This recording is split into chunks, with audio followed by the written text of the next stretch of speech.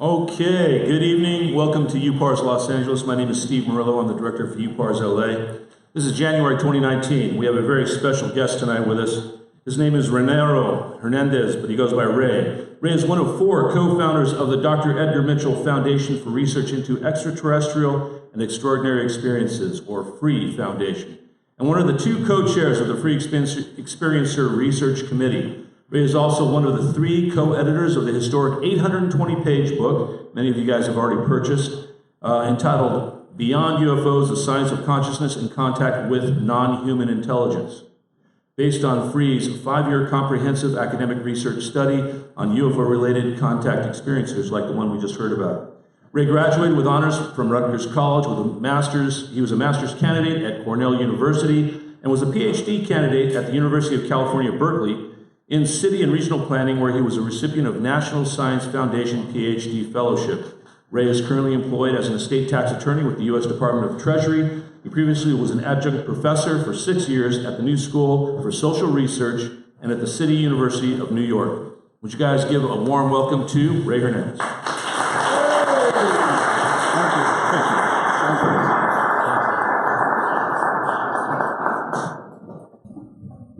Thank you, everyone.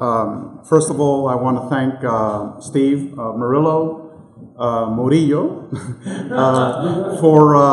for his wonderful work that he's done with this organization for many, many years, and all of his volunteers. I don't know everyone's name, but you know who you are.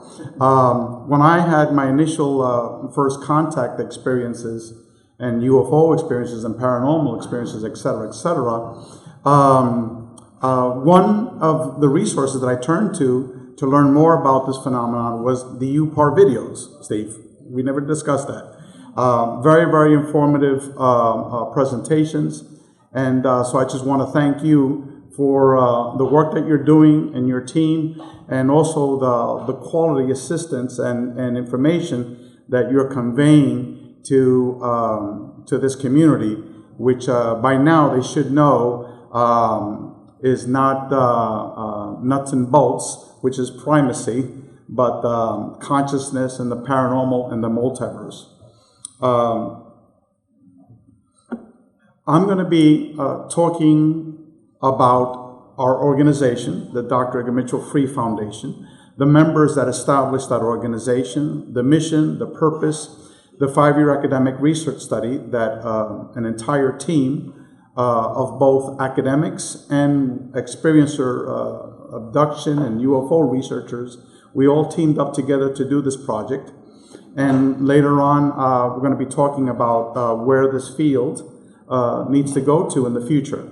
So our organization is the Dr. Edgar Mitchell Foundation for Research into Extraterrestrial and Extraordinary Experiences, otherwise known as FREE. The book that's back there that we published, there were 3 co-editors.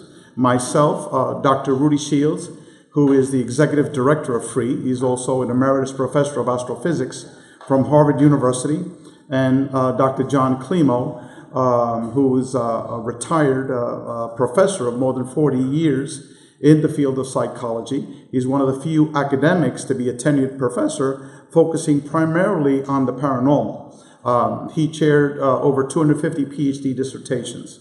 So just to give you a background of the editors from this book. Okay. We have 2 websites. One is experiencer.org, and the other one is consciousnessandcontact.org. And our email is info@experiencer.org. And my card is in the back in case anyone wants to send an email to anyone in our organization. In terms of my background, I'm overeducated. For many, many years, I was on track to be a professor. I went to Berkeley for a PhD, Cornell for a master's, graduated from Rutgers College, and then went to City University of New York School of Law, and now I'm an attorney. I've been a tax attorney with the IRS, doing the good work, which is estate taxes. This is the tax on the multimillionaires. okay? I'm also on furlough now, so. And also, I was an associate professor for 8 years, not 6, but 8 years. Sorry for the misprint there, at these schools. New School for Social Research, the City University of New York, and I also taught at the University of California at Berkeley. And I was the director of the City University of New York Center for a Sustainable Urban Environment for 5 years. What I'm going to briefly tell you is the first 15 months of my experiences. Previous to March of 2012, like many individuals here, before your experiences began, I had zero interest in UFOs, the paranormal, non-human intelligence, consciousness. I would have thought that everyone here you were crazy, okay? I had no conception of these things and no interest. In March the 3rd, 2012, that's when my experiences began. Our 16-year-old dog, Nena, who was like our first child, that's her in the picture. She's a Jack Russell Terrier. She had severe arthritis. She wasn't able to run, to jump. She had a bad heart. People didn't know, but they prescribed Viagra to her, which opens up and dilates your blood vessels. And she was taking a diuretic to flush out the excess liquids in her body, just like an old person, you know.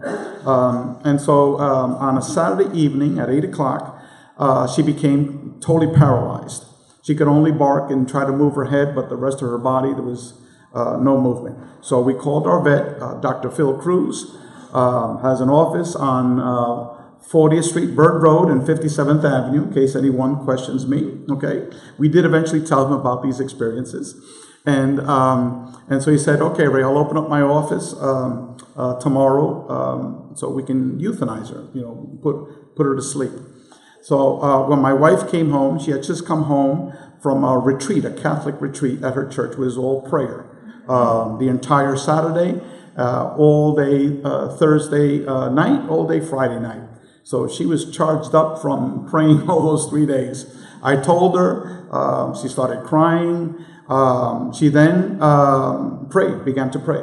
She was born and raised in Mexico, hardcore Catholic. And me being a total atheist, you know, like, okay, let her do all the praying that she wants. Nothing is going to happen, you know. And so eventually I went to sleep. She kept on praying. I don't know what time she went to sleep. And again, she was praying to the Virgin Mary, like a good Mexican, and to Christ. Okay. The next day, the dog woke us up by barking. We checked the dog, Nena, out, and she was still paralyzed.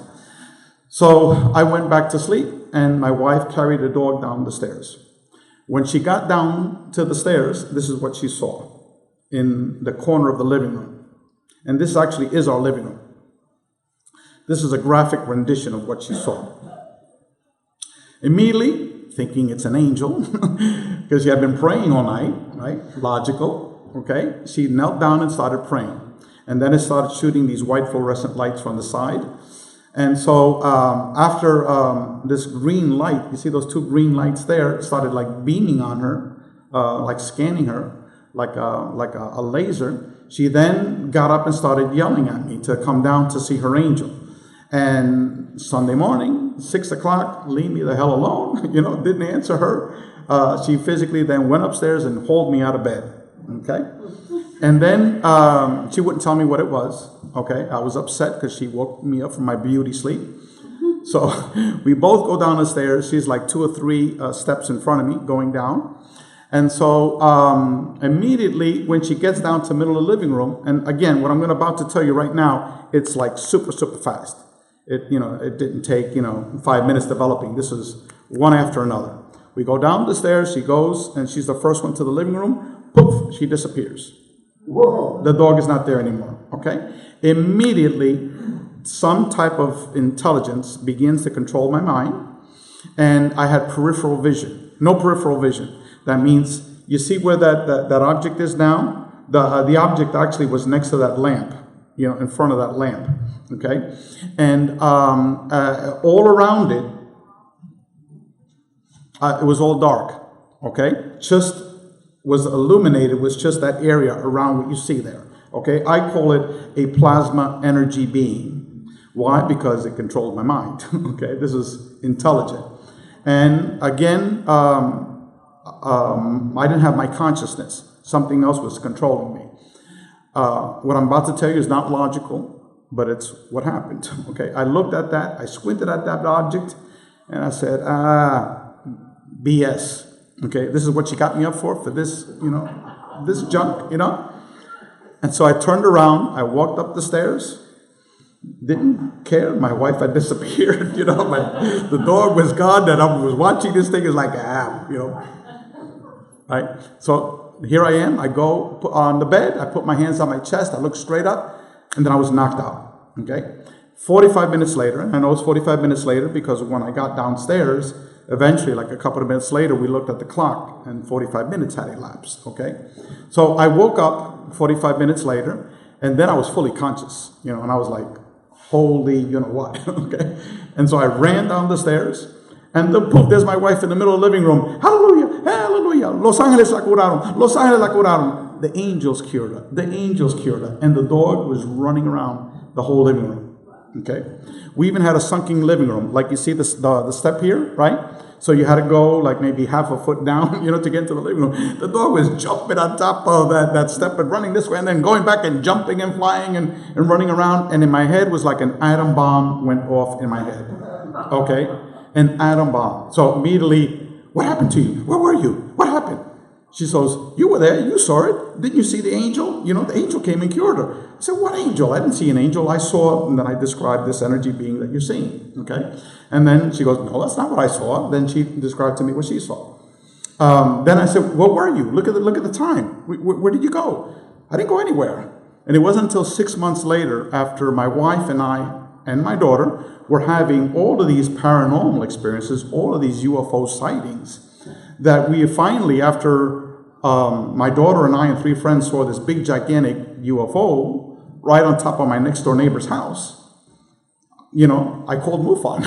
Okay, I researched called MUFON, right? So this lady who had used to be the vice chair, I think, of Florida MUFON. She came by and she investigated the case, and she finally told us what happened to my wife was called missing time.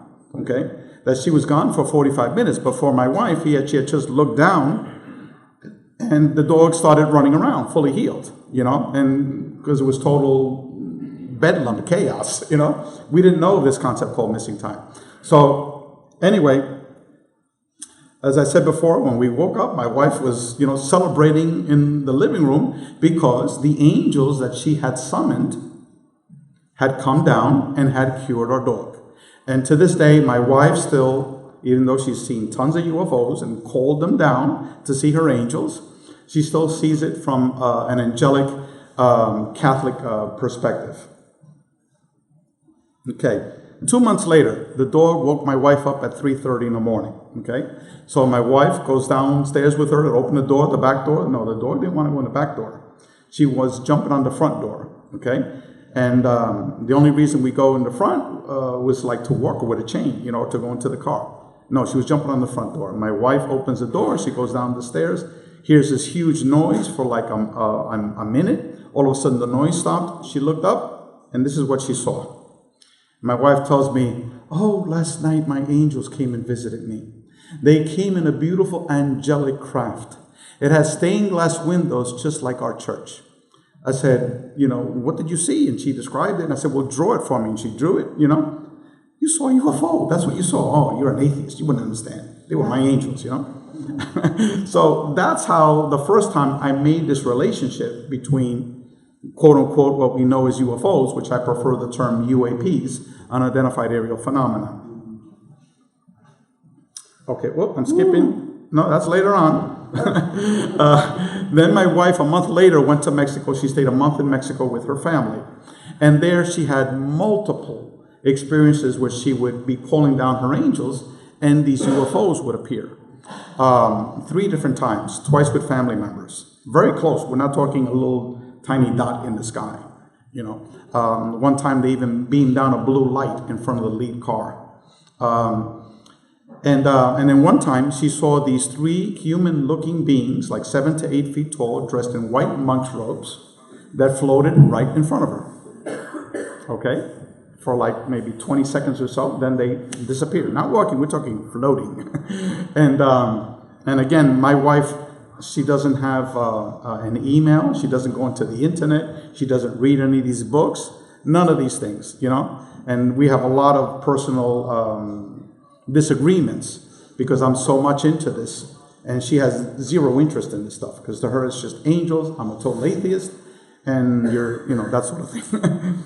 So what happened was that my wife was having all of these experiences and I was having nothing outside of that original experience. So what happened was I was waiting for a friend of mine to give me his parking tickets. I was helping him out to do a motion to consolidate. So he goes to court one time instead of the 10 times for all these parking tickets. He was negligent paying.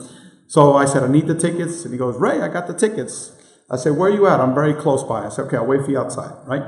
So here I'm waiting for him. I'm looking at my watch. You know, this guy's not here yet. This guy's not here yet. And then I remembered seeing a video of this man named Prophet Yahweh. I don't know if any of you here have heard his name. He's a person that would call down crafts and he would videotape it with his own little camcorder. And so I watched this video and so I said, what the hell? Let's give it a shot. You know, in the beginning, I wasn't sincere about it. It was like almost like I was killing time. Okay. And then as I got into it, I became more sincere, much more loving. Basically, what I did is I wanted to see them. I said, if you could please show up because my wife had the privilege of thanking you for the healing of our dog, who was like our first child. And I want to be able to personally give you my thanks. You know, I did it with a lot of love, a lot of compassion. You know, it wasn't fooling around anymore or killing time. Now it was sincerity. Okay. And then after 15 minutes, I said to myself, what a freaking jerk, you know, calling down a UFO. I'm really going crazy from this stuff. I need to just stop it because I'm going crazy. Then I look up, and this was next door to me. This is my next door neighbor's house. This doesn't even tell you the size of it because when I took the picture of it, I could only, there's a tree, you could only take a picture so large, right? It was like more than double this size. It went back like at least 4 or 5 blocks over a highway, a 6-lane highway, you know, the tail end of it, okay? It was huge.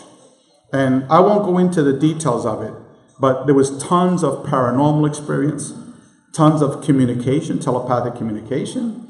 I would tell them something, they would do it. It's very lengthy, the experience, and even how they got me to leave. Eventually, my daughter saw it because they told me to call my daughter, okay? I'm yelling out the window to my daughter. She opens up, hurry up, run outside, there's a UFO here. You know, my daughter runs outside, Daddy, what is that, you know? And then eventually, not only my friend, but his wife and their 17-year-old daughter saw this. My daughter and I watched this thing for more than 45 minutes, okay? We're talking about, it's not drawn correctly because my friend who did the graphics didn't do it correctly and I didn't want to harass him to fix it, you know. But basically, it was right on top of the house, like 5 feet from the house. I could have gotten a rock and hit it. That's how close it was. So anyway, it was after this experience that all of a sudden my personal experiences just exploded, okay. After this 45-minute experience with this UAP that was 30 feet away from us, led to the beginning of many paranormal, psychic experiences, out-of-body experiences, synchronicities, physics downloads, 3 near-death experience-related type of events, all within a 9-month period. Okay, I could spend here days talking about what had happened, not only in this 9-month period, but over the next 18 months period. It only lasted 18 months. After that, it just stopped. But it was like nonstop. Okay, how the organization was created in 3 days, okay? Some of you that are skeptics that don't believe me, talk to Mary Rodwell, talk to Dr. Rudy Schild, Emeritus Professor of Astrophysics from Harvard. They were participants in how this played out. Both of them are going to be in Laughlin, Nevada, okay, in March at this UFO conference, which everyone has like a little flyer about. And they can say, ask them, hey, Ray, told me this, this crazy story. Is this true? They'll tell you, okay? So it's not just me making this up. What had happened was in May, the first week of May, I was driving my car in the middle of a traffic jam at 8:30 in the morning, okay? All of a sudden, I was listening to an interview of this man that had liposuction, and he was doing fat sculptures based upon his fat that was taken out of his body, and he was doing a documentary of it, okay? And I was listening to on public radio station in the middle of a traffic jam, 8:30 in the morning. All of a sudden, I'm not in my car anymore. I'm just pure mind, okay? There's nothing around me, no reality, nothing visual. I had no body, nothing. I'm just mind in the middle of nothingness, okay? Then all of a sudden, I'm inside a huge, gigantic spinning wheel, okay? Inside the spinning wheel, all of a sudden, I saw visuals, like animation, like different spokes inside the wheel. Inside was what I now call a different contact modality. These are all the different ways that humans are piercing the veil and having contact with non-human intelligence. In one part of the wheel was UFO contact. Another one was near-death experiences. Another one was out-of-body experiences. Another one was sighting and communication with ghosts and spirits. Another one was channeling. Another one was remote viewing. Another one was hallucinogenic journey. On and on and on. It wasn't too many of them. It was like about 8 or 9 of them. All around, and it was slowly moving around. And I'm inside this huge, gigantic wheel. Pretend that you're in the middle of a gigantic Ferris wheel. That's 10 times bigger than a Ferris wheel that you have ever been on. Imagine like 10 times you're inside this thing, okay? So then, I won't go into the details of what was given to me, but basically it mentioned to me that humans are studying all these different ways that we're communicating with them as separate and distinct phenomena, okay? But in reality, it's one phenomenon, okay? One source. And it says that the glue that's holding it all together is, humans are calling it consciousness. But what it is the very fabric of our reality, okay? And then it gave me some instructions, which I won't give you the detail, okay? So here I was having this experience. To me, it lasted at least 20 minutes to a half an hour, that experience. And then after it gave me things that I needed to do, boom, I'm back in the car listening to this man talking about his documentary on liposuction and fat art. It didn't skip a beat. It didn't skip a minute. So in other words, I was taken out of time, out of space-time, okay, where no time had elapsed. But yet I was brought to a multidimensional, what I call a matrix reality. And later on, you'll find out that this type of experience is almost double the responses that we got to this experience than people that have been abducted, okay? Experiencers know this. Okay, but the field of mainstream materialist ufology will not accept this. Why? Because it's paranormal. This is crazy stuff. You can't explain that. You could measure a ship, you could take a photo of a ship, but these types of paranormal experiences are unscientific. Okay. Well, did anyone tell them about quantum physics, the entanglement theory, et cetera, et cetera? But anyway, I'm jumping the gun here. That afternoon, when I got home, late afternoon, I got an email from Mary Rodwell, and I'll tell you a little bit more about her later. And she sent me an email. She says, "Dear Ray, I'm sorry I'm responding to an email that you had sent me 6 months ago, but it just popped up on my computer today. What happened that 6 months earlier, I had sent an email to like 10 very famous names. Stan Friedman, Whitley Strieber, Leo Sprinkle, even this man, Joe Montaldo, who has a radio show on abductions. I was just desperate trying to get someone to talk to me because I couldn't talk to my wife because to her it's all angels, And so I thought, you're going crazy, by some of these experiences. So finally Mary responds, but it was and she received it 6 months later, that same day. The very next day at 9:30 in the morning, "Hello, is this Rey Hernandez?" "Yes." "Who's this?" "Dr. Rudy Schild." "Who?" Okay, here's this man, 71-year-old emeritus professor of astrophysics from Harvard, is giving me a call at 9:30 in the morning, the day after this experience. Okay, 24 hours after this experience. And so what had happened was that Mary had sent him an email, because anytime Mary gets an experiencer that has an experiencer download of consciousness or quantum physics, and part of what was given to me was quantum physics during that experience, and he follows up. But normally Mary asked the permission of the person. This time Rudy jumped the gun. So here he's calling me at 9:30, and then he started asking me to explain what had happened. And he says, Ray, what happened to you was a visual explanation of Dr. Edgar Mitchell's quantum hologram theory of consciousness. And he then begins to explain the science and the physics of that. Part of it I understood. Most of it was, I didn't understand that stuff. And then he explains, look, Ray, I'm going to help you out. I will be your scientific advisor for whatever mission they gave you. And at that point, I wasn't even thinking of doing what this intelligence told me to do, because I didn't even understand what the hell they were talking about, And so he then said, Ray, write down this telephone number. I wrote it down. He says, this is the telephone number of my mentor. So I'm saying, who the hell could be this guy's mentor? He's a freaking professor of astrophysics at Harvard, one of the world's leading cosmologists, astrophysicists. So, well, who's your mentor? Go, Dr. Edgar Mitchell.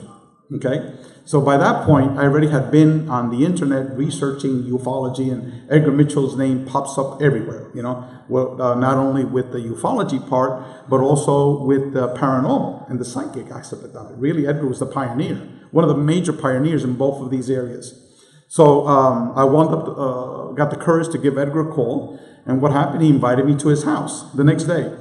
So this is on day 3. Okay, this is 2 days after my initial experience. I'm at 10 o'clock in the morning, I'm at the home of Edgar Mitchell. Okay, and long story short, I was there at his house 6 hours. I was at his house more than 20 times. We became very good friends. And it was at the home of Dr. Edgar Mitchell that this organization got started, because he told me, he says, look, Ray, I have a whole bunch of physicists that work with me. They will help you out to implement your mission, the information that they gave you. I said, well, Edgar, I have no idea what I'm going to be doing. He says, don't worry, Ray. It'll come to you. It always works that way, and so I'm thinking, is this guy crazy too, And so anyway, then I called Mary by Skype, and I told her what happened with Rudy, what happened with Edgar, and I said, these two geniuses want to help me out as their scientific advisors. And I said, would you like to join us? And she said, yes. Okay, 1 week later, Mary emailed, and we chatted on Skype. Ray, I got the name for it, free, okay? The Foundation for Research at that time it was into Extraterrestrial Encounters. And then we changed it somewhat to reflect the paranormal aspects. So, and then all of a sudden, all these academic professors started communicating with me. And these were people that Edgar knew, that Rudy knew, and we started building up this organization. So, as you can see, this is not synchronicity. This is not coincidence, okay? This is orchestrated. And again, if you don't believe me, if you think I'm BSing you, communicate with Mary Rodwell. I'll give you her email. Rudy Schild, I'll give you his Harvard email, and say, look, Ray told me this crazy story. I want to find out if it's true. And they'll tell you straight to your face that this is how it happened. Edgar Mitchell is deceased, so you can't ask Edgar. In terms of definitions, our organization prefers the word UAP, Unidentified Aerial Phenomenon, because the vast majority of the sightings that people see are not physical crafts. That is that you see in the movies and the YouTube videos and things like that. It's basically everything but a physical craft, even though people do see that, okay? So we prefer the term unidentified aerial phenomena. Also, we prefer the term non-human intelligence instead of ET, because if you think of ET, you think of a little gray, prancing around. And this phenomenon is much, much more complicated than a short little gray. And I'm going to talk about that much later on.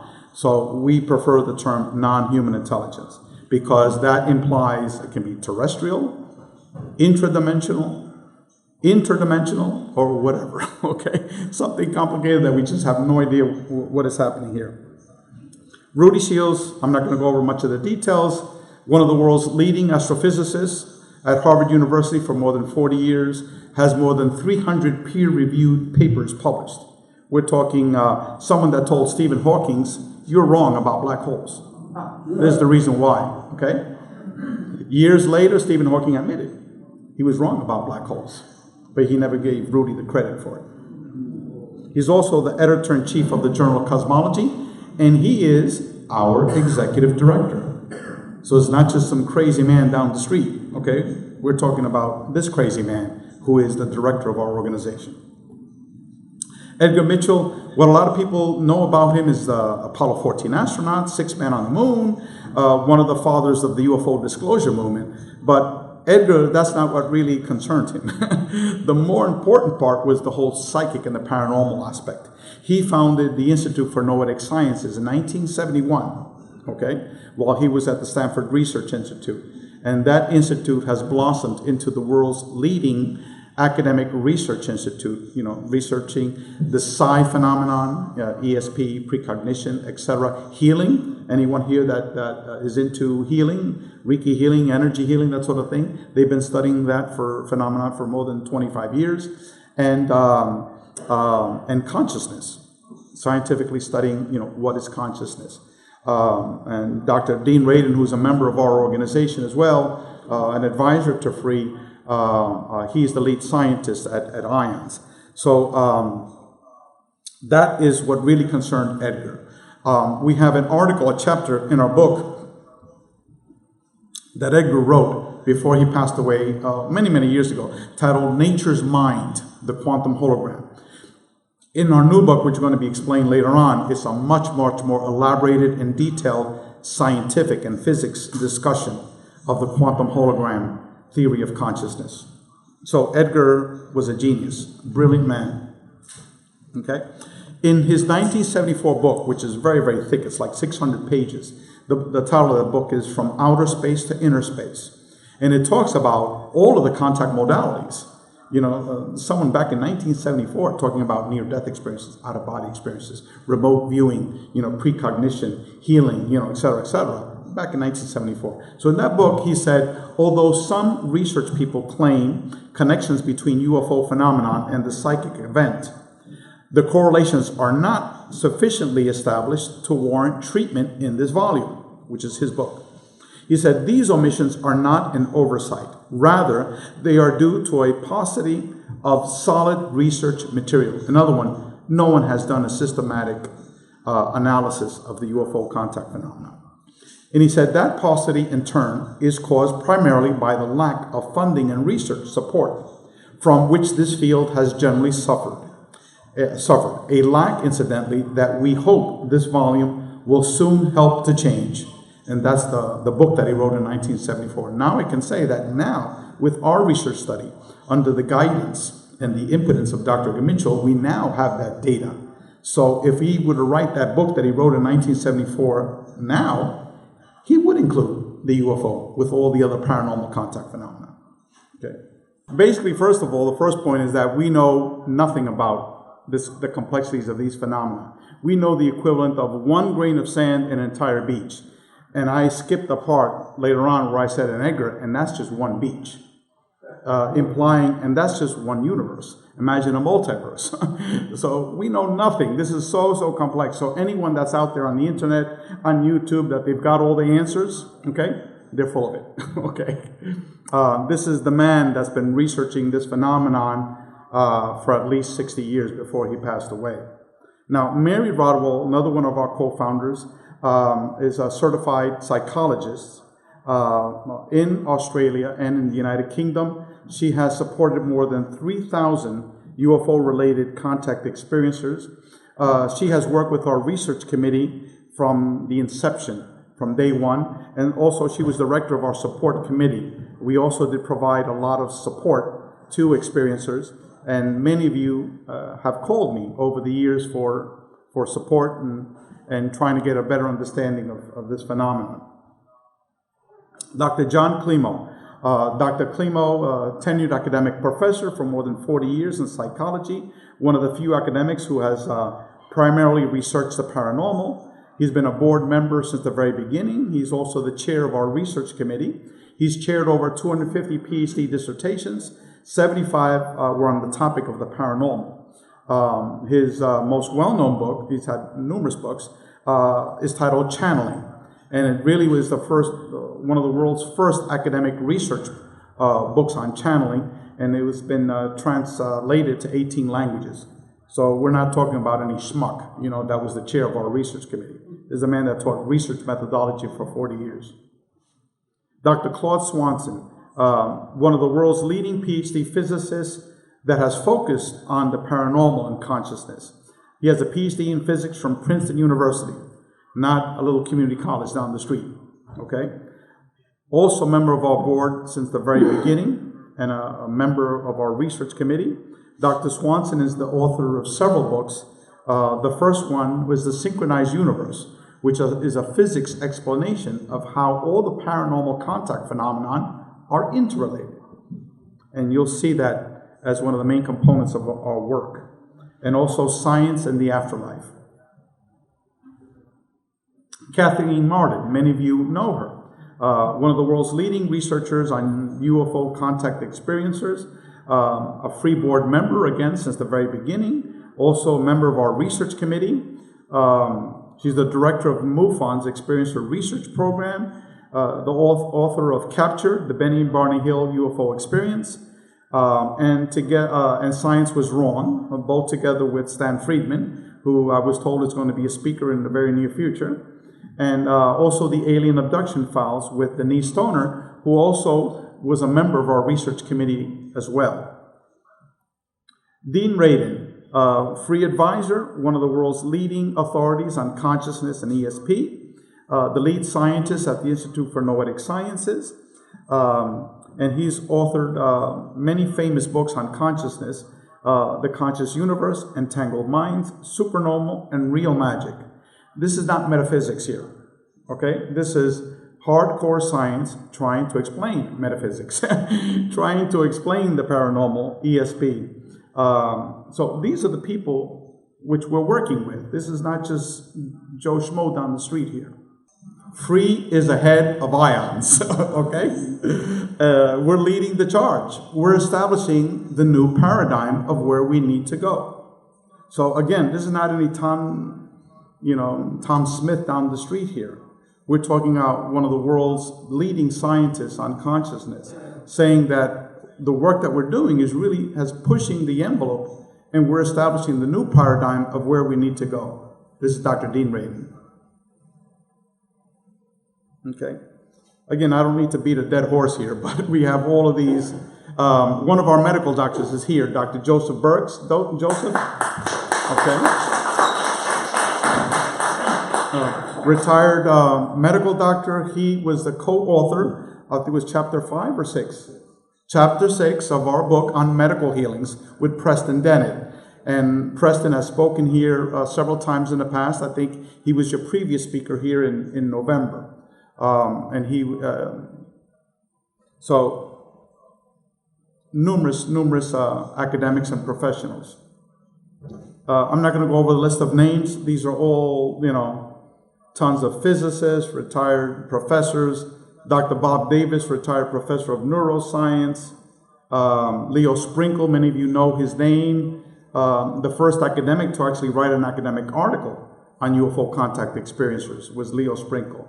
He was a member of our board until the very beginning, until he had to leave because he said, Ray, you're working me to death. I'm almost 90 years old and, it's like nonstop. I need to take things a little bit easy now, And so he still works with us, but not an active member. Brad Steiger, the world's leading authority on the paranormal, in my opinion. He's written over almost 250 books, all paranormal related topics. He wrote our conclusion for our book. He wrote it while in hospice or, dying. A few weeks later after he wrote that, he passed away. And his wife was very, very gracious to to tell me, those details. So I also want to thank Brad's wife. I believe her name is Sherry. A wonderful human being, and she told me a lot of these personal details. So Brad is still with us, and Sherry knows it. So I want to point out to the heavens to Brad and to Edgar. Thank you. Okay, our organization, we are not a ufology organization. Just because we did this research study of UFO-related contact experiencers, that was not our focus.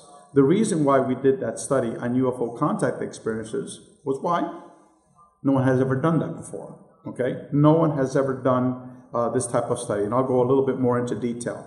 So we have no interest in the nuts and bolts approach of materialist ufology. Almost universally, all the members of our organization believe that this materialist nuts and bolts approach has, over the 70 years, contributed very little to this phenomenon, okay? Versus the data that we derived from our research study. I mean, we've got tons of data, okay? With new revelations that most of the people in the field confirmed. We confirmed their hypotheses by our data. So we believe that's the approach. That the approach is to be able to work with the experiencers of the contact modalities. And the experiencer is the key to be able to solve the riddle of this complex phenomenon. But unfortunately, as I said before, previous to our study, no one ever undertook a comprehensive worldwide statistical and qualitative academic research study on the UAP contact phenomenon. Our mission, FREE is a 501c3 non-for-profit academic research institute. Our focus is on researching the question of what is consciousness? What is the nature of our reality? And hopefully we want to be able to do that and continue our work by undertaking cross-comparative research on the individuals that are having various types of contact with non-human intelligence via what we're calling the contact modalities. We hypothesize that we are interacting with non-human intelligence via various paranormal modalities, and that all of these contact modalities might be derived from one source and might be one phenomenon. We hypothesize that consciousness is what unifies the contact modalities. And just for you to get a visual expression of it, this is sort of like the vision that I had, but it's not like that. A graphic artist took this Buddhist conception of that wheel and put it all around it, but at least it gives you an idea. What we're talking about, ghosts and spirits, sightings and communications with them, UFO contact, shamanic hallucinogenic journeys. For example, research studies have shown that people that have used DMT, which is the chemical in ayahuasca, like half of them are having contact and communication with non-human intelligence. Same thing with LSD, psilocybin, magic mushrooms. So that's the shamanic hallucinogenic journeys, out-of-body experiences. All throughout the literature of OBE's out-of-body experiences, there's communication with non-human intelligence. Mystical meditation. All of a sudden, someone's in a Buddhist retreat. All of a sudden, they pop out of their body, and they're taking these journeys to these other realities, having contact with non-human intelligence. Channeling. Basically receiving messages and information from non-human intelligence. Automatic writing, which is like another form of channeling. Remote viewing. I'm not going to go into the definitions of all of this, okay? But most of the major remote viewers have had contact with non-human intelligence. Almost every major one. I could say every major remote viewer that I know of has had contact with non-human intelligence, okay, while remote viewing, okay? That's something that mainstream materialist ufology doesn't talk about, okay? But yet it's a fact, okay? Near-death experiences, just by definition, that's contact with non-human intelligence, okay? Ghosts and spirits are by definition, okay? So what we're saying is that all of these phenomena should not be studied as separate and distinct phenomena. It has to be studied as a whole. And what we need to do is be able to do very systematic comparative research of all of these people that are having these experiences, and then see what are the commonalities, what are the differences, okay? So that's our approach for our organization, okay? Again, these are, I already discussed all the different contact modalities in more detail, okay? So the free experiencer research study. let me tell you how this came about, okay? I woke up on a Saturday morning. Remember, after the organization got started, after the third day, Mary came up with a name, okay? It was like a week later, I woke up on a Saturday morning, I had everything in my head. It was like a download. Except for me, the way it operates is I wake up on a Saturday morning. The whole book, okay? The whole book was, I woke up on a Saturday morning, I had all the topics for the chapters, all the authors. Remember, Joe, when I called you? I said, Joe, I just woke up, Saturday morning. I think I even called you that same Saturday, okay? I knew it was you and Preston. I called them like Saturday afternoon or Saturday night. Said, would you want to do it? Yes. Okay, let me get a hold of Preston. Okay, and that's how that chapter got written. The only one I didn't have was Brad Steiger. I knew it had to be a very, very big name for the conclusion.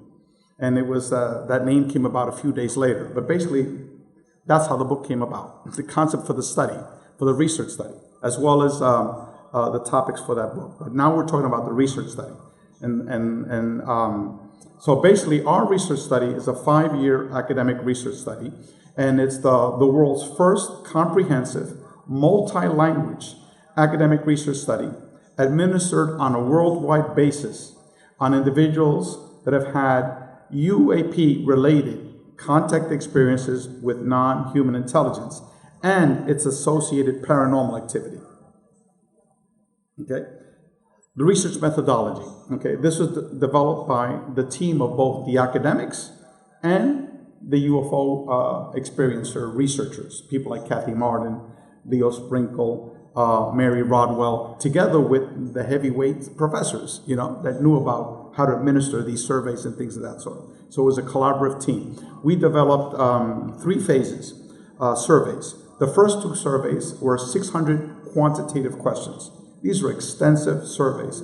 People were complaining that it was too much. It took them too long. See, you're nodding your head, right? Too long to complete, okay? And then with each survey, we got like dwindling numbers. Well, for phase 3, people really were complaining, okay? Because it took some of these people weeks to write out. We received over 10,000 pages of written responses to these 70 questions, okay? I'll go a little bit more into detail. How do we publicize this? Oh, no, you didn't publicize this. This is totally unscientific, Well, look what we did. For 3 years, we pasted it on over 500 Facebook sites. Every abduction organization, every UFO organization, every paranormal organization on Facebook got that posting once a week, talking about our research study, encouraging people to take the survey. Internet and YouTube, okay? Most of the people in our organization, they have their own websites. Kathy Martin, Denise Stoner, Leo Sprinkle, because he doesn't even have a computer, Leo. Kathy Martin, Mary Rodwell, and several of the other people in our organizations. It was all posted in their websites. We also had a 5,000 name mailing list. They got a full blast. If you ever wrote a book on UFOs or the paranormal or abductions or evil aliens or love and light aliens, we had your email if you were the author, and we would send you, even David Jacobs, got emails. Everybody got an email. And then radio interviews, over 200 radio interviews, okay? We've been to every single one. I think Ray Dove and the Pete and Ray Pathways Show. The Pete and Ray Pathways Show. Okay, I did their radio interview maybe 9 months ago or so. And so, we were talking about, over 100 different radio shows that I've appeared at least twice. So not only me, we're talking about Mary Rodwell, Kathy Martin, all the members of our board. In each of their interviews, they would talk about our surveys. Okay, so if you didn't know about the surveys because you're really not tapped into the networks here, conferences. Okay, Kathy Martin speaks at tons of conferences with Stan Friedman. In all the conferences she would talk about it. Okay, another major difference is that we asked the people to write about their experiences or answer the questions based only upon conscious explicit memory, not upon hypnotic regression, lucid dreams, channeling, etc. Okay. I took a 3-hour Dolores Cannon course, okay, on hypnotic regression, okay. Does that make me qualify to put someone in my lounge chair in my living room and do a hypnotic regression on them with a 3-hour Dolores Cannon class, okay? There are numerous problems with hypnotic regression, okay? It can be as a useful tool if it's done properly, if you're trained properly, but if you're asking leading questions one after another, it's just garbage in, garbage out, okay? So I won't go into those details, but that's why we didn't use hypnotic regression. Lucid dreams. What separates a lucid dream from just on any other kind of dream? You know, it could be, you know, again, we're dealing with scientific measurable factors here. And if we would allow lucid dreams into responses, like, you know, any dream you might have can go in there, you know. You might have some, you know, fantasy dream, you know, and it'll be put in there, okay? So, again, we're trying to approach this in a scientific, methodological way that will be accepted by peer-reviewed academics, because we have several articles that were accepted and were published in peer-reviewed academic journals, okay? If we would have put in there lucid dreams or you know, mostly hypnotic regressions, they're going to look at this and they're going to laugh it off, you know? That's another reason for this, okay? The languages that we used English, Spanish, French, German, Slovak, and soon Chinese, okay, for our surveys, okay? As I said before, previous to this, there were only a few small research studies on this phenomenon. Kathy Martin and Denise Stoner did a study about maybe 5 years ago, but it only had 50 individuals, okay, all abductees, and they asked 50 questions. That's not very comprehensive, okay? The size of the sample pool. Again, most of these studies had a very small and limited sample pool. Most of them were self-selected. Someone called, hey, Leo, have you had anyone that's had an abduction that you're working with? Oh, yeah. I got, you know, 50 of them. Can you communicate with them and let them know whether they want to participate in the survey? Okay, or David Jacobs, you know, oh yeah, I've got like 25 people, you know, I'll find out from them, see if they want to participate. See, that it was all self-selected and it was all abduction related, okay? We subsequently found out that this is much more complicated than just abductions. So as you could see, the difference in the methodology that we used. Our questions, most of these questions, studies in the past, as I said, were mainly focused on abduction-related type of experiences. The free study, however, focused on numerous areas that these studies never focused upon and that ufology just never focused on. We focused on the family history of contact. We had extensive questions on that topic. The contact experience, we focused on contact experience that were telepathic communications, contact in a 3D reality, contact on Earth, the UFO craft, some other 3D reality, and also contact in a multidimensional reality. And for each of these categories, there were at least, you know, 30 or 40 questions, and for each of these categories. We also had the psychic and the paranormal aspects of the experience. Again, you'll never see mainstream ufology focusing on these things. The nature of the non-human intelligence, the type, the physical appearance, whether it was positive, negative, or neutral, the information received by the non-human intelligence, the physical experience of the contact, and that you see all the time, you know, with the abduction literature. That's what they mainly focus on. And the psychological aspects, you know, before, during, and after these experiences.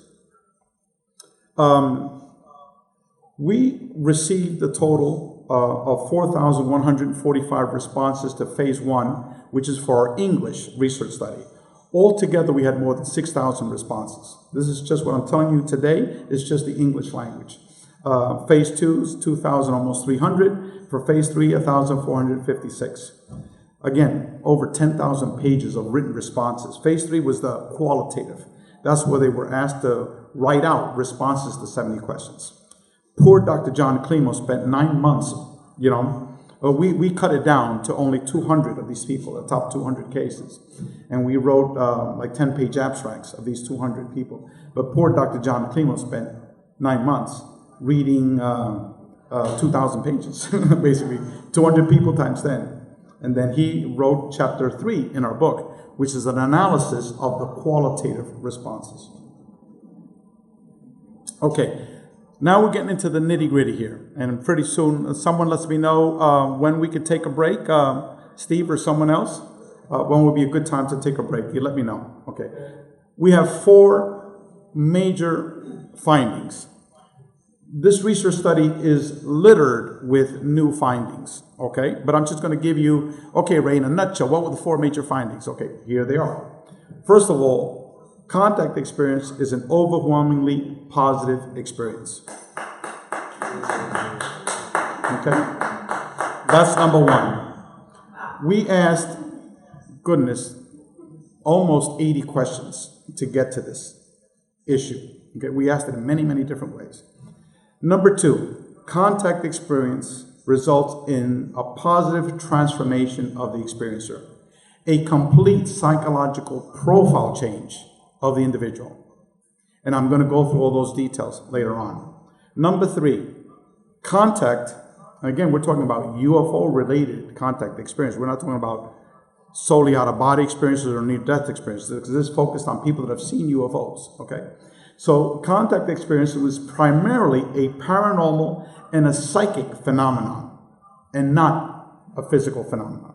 While there are all physical aspects to this, seeing a UFO, seeing a physical being, and interacting with a physical being, when you compare that with the totality of these experiences, the overwhelming number of these experiences were not physical. They were psychic and paranormal.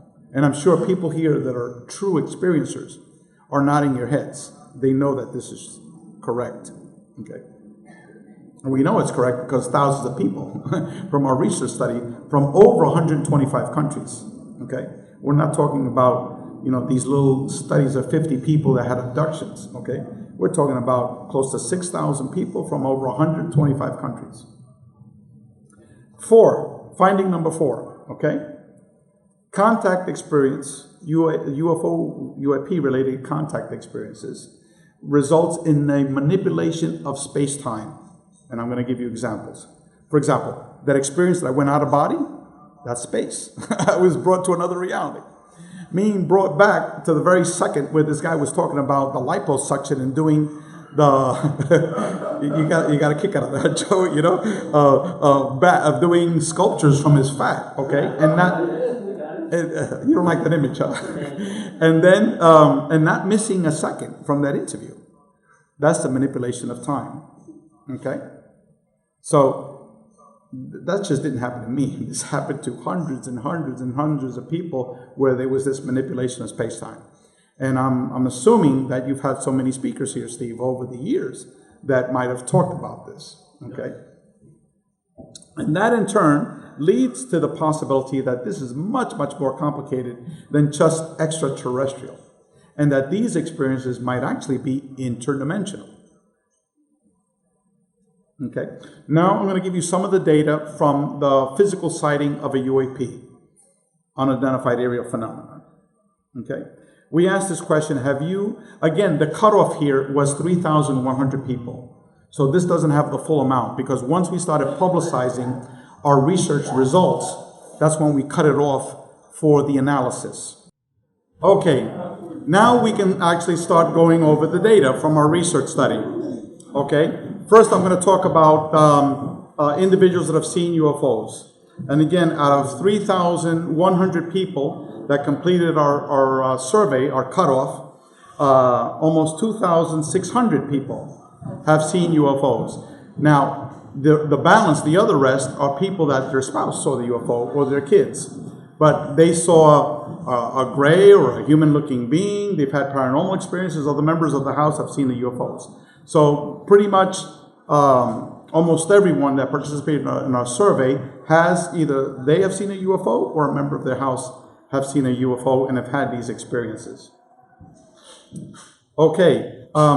This is, we compared the country grouping codes all the people in the US, Canada, Australia, United Kingdom. And this is very interesting because we did this for all the responses. And as you could see, the percentage distribution of how people responded to the question did not change much. It was like a 10% difference in how people responded. This was for all of the questions, okay? So that means people were responding the same way to the same question all over the world in multiple languages. So that means people are having the same consistent, uniform experiences, no matter what part of the world they're in, no matter what language. So for example, people that saw a UFO, did it stay still or hover? Did it make impossible maneuvers? Did it disappear quickly? Were there multiple witnesses? As you can see, most of these cases, you know, a good majority of them had, not majority, but 40% in the US had witnesses to the UFO sightings. So again, the consistency of the responses. 76%, as I said, have seen the UFOs. 61% have had witnesses. We also collected numerous data. We asked many, many questions. What the UFO looked like, how it moved, the size, the dimensions, on and on and on. 54% have deliberately requested, asked to see a UFO. Large numbers. We're talking half the people, like my wife and me. Please, please come down. I want to give you my thanks. I want to see you, you know, blah, blah. Well, 54%, huge numbers. And guess what? They show up. Right, Danny? LL? Okay. 58% have deliberately called to see a non-human intelligence. Okay? Very large numbers, 6 out of 10 people. Again, this whole question of positive, negative, and neutral, we asked this question in multiple ways. I'm just going to give you a few of the questions that we asked. Over 40 questions. Okay? Very simple question. Now, is this a leading question? Oh no, you guys asked leading questions. That's why you got the results you got. Okay? Is this a leading question? How would you describe your experiences? Was it positive, negative, or neutral? Oh no, that's a leading question. Okay? Your study was totally biased. All your questions were leading questions. Well, we're leading them to select one of those 3 choices, positive, negative, or neutral. There wasn't none of the above, okay? So this is a fixed force choice question. Well, guess what? Only 5% of the people said that it was negative. Let me repeat that again. Only 5% of the people, of the 1,000 that took our survey, said that their contact experiences were negative. Now, is that what is being portrayed in the YouTube, in the internet, in these UFO conferences by these so-called experts? Those experts don't know squat, okay? It's the experiencers, the people here in this room that have had these experiences. They'll tell you what really is going on, okay? Again, leading question, right? Please give me a break. Now we even ask questions of specific categories of beings, okay? Again, a leading question where your experiences positive, negative, or neutral, okay? Well, the number one type of being that people have seen are the energy beings. Do you ever hear that at a UFO conference? No. Energy being very well. Okay. Well, what I saw in my living room was an energy being. It could also be a human-looking being that's full radiating with energy, okay, that you can't tell the physical distinguishments of the face. You just know that it might be a human-looking being, but it's mainly energy, okay? That was an energy being, okay? A human-looking being is an entity that looks human. The differences were in height. Some people describe them as very, very tall, other people as normal, okay? Other people were different facial features, okay? But the vast majority, they looked humans. But it's like a human being that's going through a wall. The human being that opens up his hand and an orb pops out, you know? And all of a sudden you get healed, you know? You had one leg twice the size of the other because you had just been released from the hospital. You're praying, you know, because you're in so much pain. This is Reverend Michael Carter, okay? An ordained minister from the New York Theological Seminary, okay? Released from the hospital, one leg twice the size of the other one. He had a blood clot, was injecting himself, and taking anticoagulation medication, anti-inflammatory. Joe knows all the medications, but all of a sudden, Reverend Michael Carter starts praying because he's an ordained minister. Well, a couple of minutes later, reappears right in front of him is a Palladian type of being, 7 feet tall, muscular, very athletic, not an ounce of fat on this being's body, in a blue skin-tight outfit. Okay, opens up his hand. There's an orb, a blue orb. The orb goes right into his body, and he starts like quivering and shaking. Then he gets knocked out, and all of a sudden he wakes up, and the leg that was twice the size of the other one is normal, no pain. In the book that Joseph wrote, the edited chapter with Preston Dennett, they go over 12 of these case studies. We had over 800 cases of medical healings. Okay, not only with the human-looking beings, but also the grays. So number 2 type of being at 51% was the human-looking being. The short grays, 50% of the people had experiences with short grays. Ghosts and spirits, 47%. The tall grays, these are 5 to 8 feet tall, 33%. The evil dreaded reptilians, 25%. The insectoid, 21%. And then we had other categories of small animal type and large animal types. Now let's go over how many of these individuals perceive that experience as negative, okay? With the energy being, it was only 7%. The human-looking being, 5%.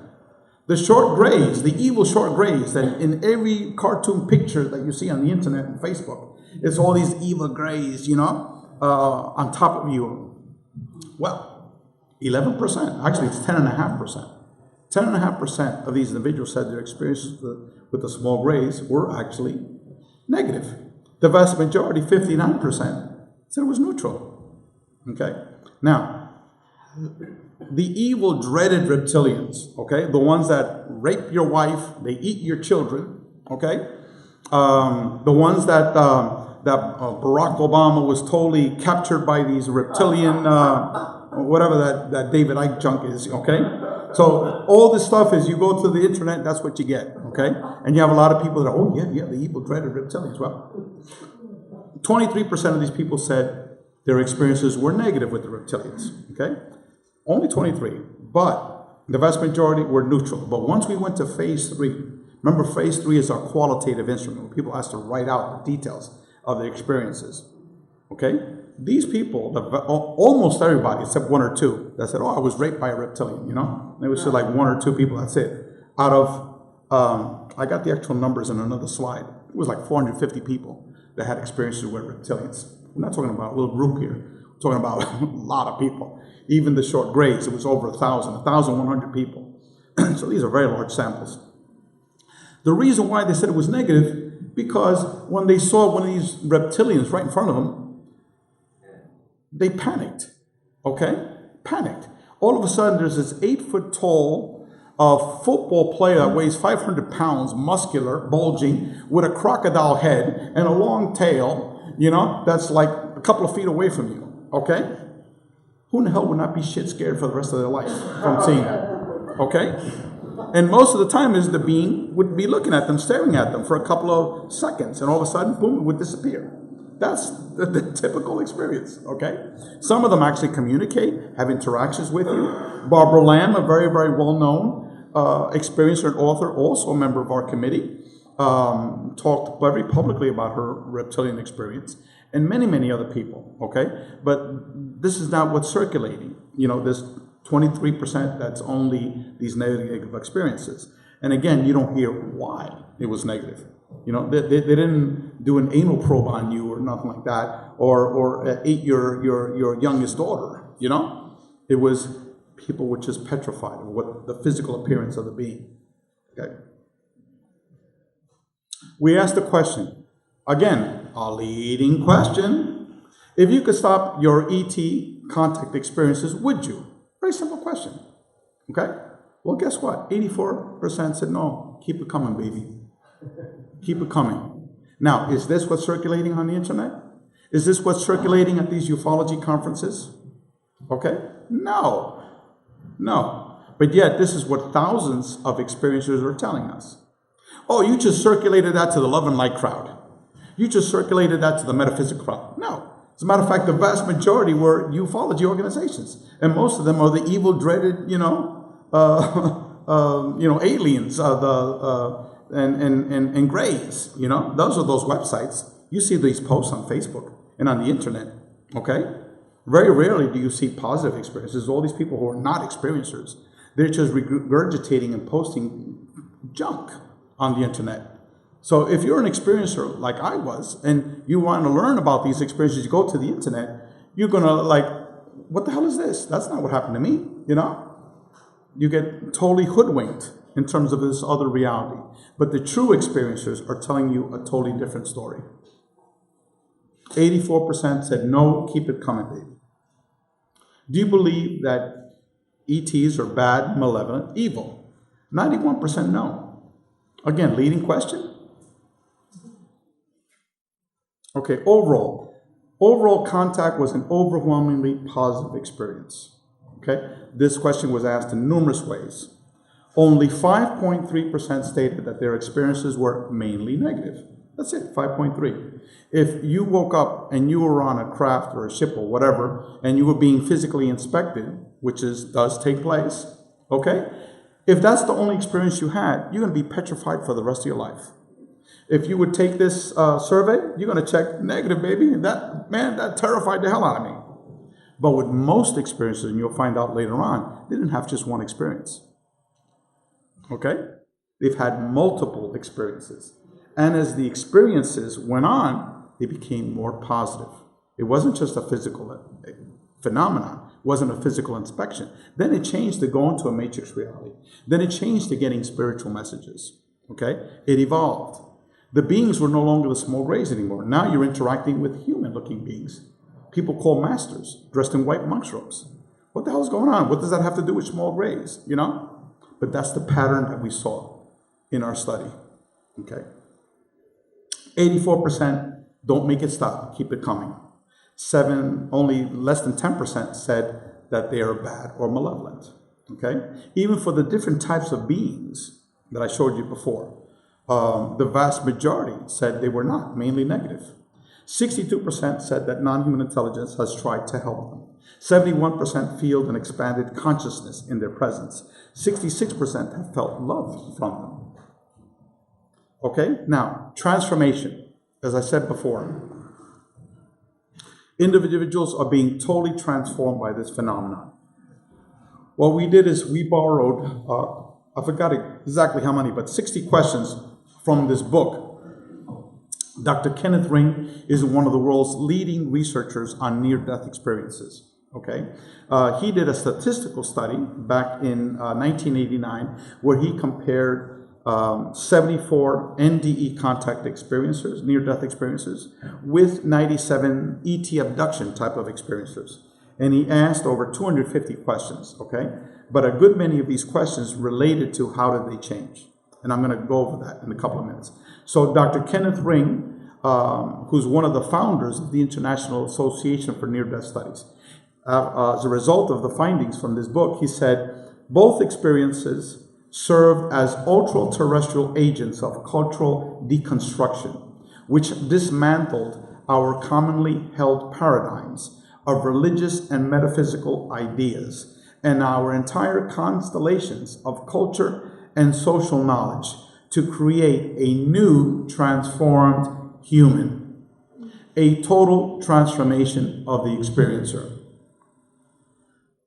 Now, let's go into these leading questions. Did your ET contact experiences change your life in a negative, neutral, or positive way? We asked these various choices: highly positive, slightly positive, neutral, slightly negative, or highly negative. Again, leading question, right? This is what our critics say. Okay. What are the results? 51% highly positive change. Changed their life. Highly positive, more than half. Slightly positive, another 22%. So now you had 73% of the people saying, man, I was totally transformed for the positive. Neutral, 17%. Slightly negative, 6%. Highly negative, no, this is really traumatized me. 4%. Is that what's being placed on the internet in these ufology conferences?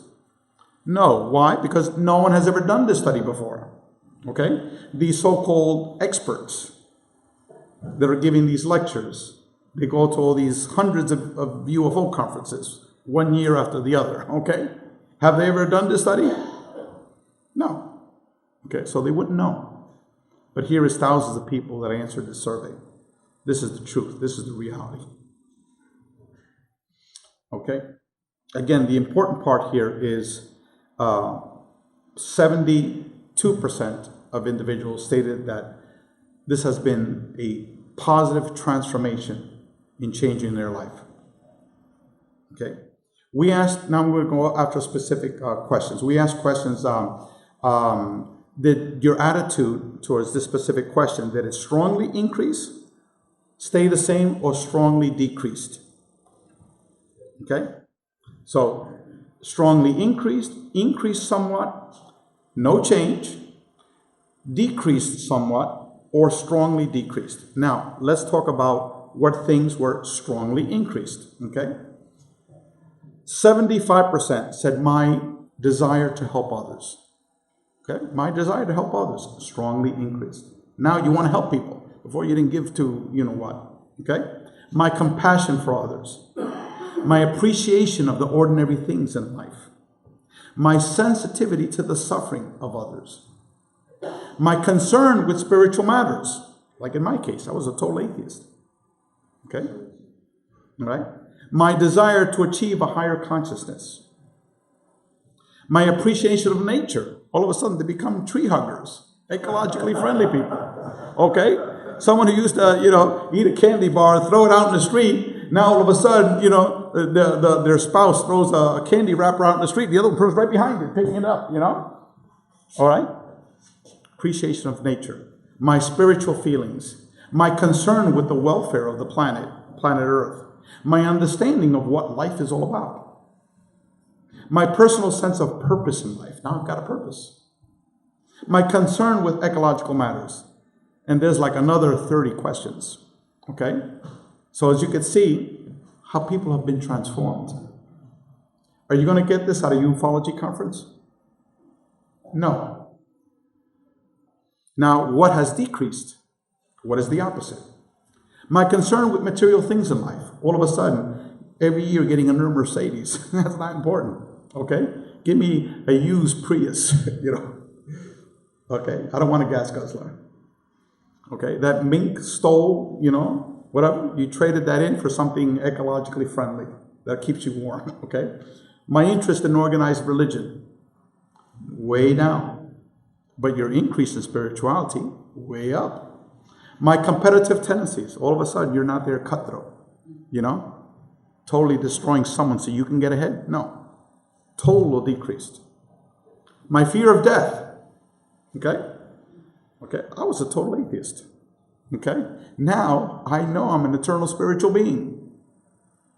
My wife would say, hallelujah. Okay? But it's the same thing. I don't fear death. Because my experiences, these entities, have told me something so much more complicated than that. Okay? I'm an eternal spiritual being. At least I can speak for myself. And the experiencers, 73% of the people that took our survey, they no longer fear death. My desire to become well-known, a famous person, total decrease. Now, here's a question for everybody here. Wouldn't you want this person that answered these questions to be a good friend of yours? Your next door neighbor? Okay? So instead of saying that this intelligence is evil, dreadful, horrific, wouldn't you say to these intelligence, what the hell are you guys doing, man? Hit up everybody. We would have no war. We wouldn't have exploitation. People were much more spiritual. That's the reality, not the BS that you get at these ufology conferences. Okay, strongly increased summary. My concern with spiritual matters, desire to help others, compassion for others, appreciation for the ordinary things of life, my ability to love others, on and on and on. And I already told you about what decreased. Okay. Overall, depending on the question asked, I went through various questions. We asked another 40 questions, very similar to these things. Between 73 to 85% of the individual had a profound psychological profile change for the positive. Now, I interpret it being more spiritual as a positive. Some people might see it as a negative. I interpret it not being interested in monetary wealth as a positive. People like Donald Trump might say, no, that's a negative, So it's a subjective categorization, but at least my subjective categorization is all these things that people change to is a positive. Now let's talk about the second major research finding, is that the overwhelming number of these experiences were mainly paranormal and psychic and not material physical experiences. Okay? The UAP contact experiences is not a physical material phenomenon, solely, I should say. Instead, it is overwhelmingly a paranormal psychic phenomenon. Dr. Jacques Vallée, Dr. Alan Hynek, Dr. John Mack, and many, many others hypothesized this more than 30 years ago. Okay? But yet, modern materialist mainstream ufology does not support that hypothesis.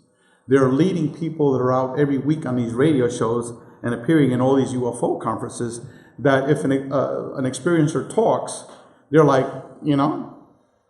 that's the Antichrist here, because they don't believe in this, in the experiencer aspect. They believe in the UFO, taking pictures, Geiger counters, and things of that sort. Anything that's paranormal related, science hasn't been able to explain it. Therefore, they totally neglect it. Okay.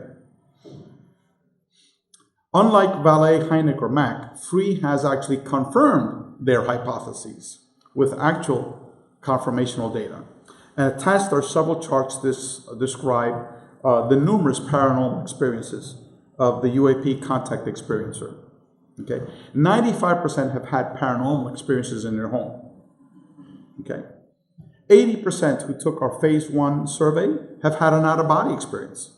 80%, huge numbers. 8 out of 10 people have had out-of-body experiences. 37% who took our phase 2 survey, because that's where we asked this question, had a near-death experience. 50% have had a medical healing by non-human intelligence, either them or a family member.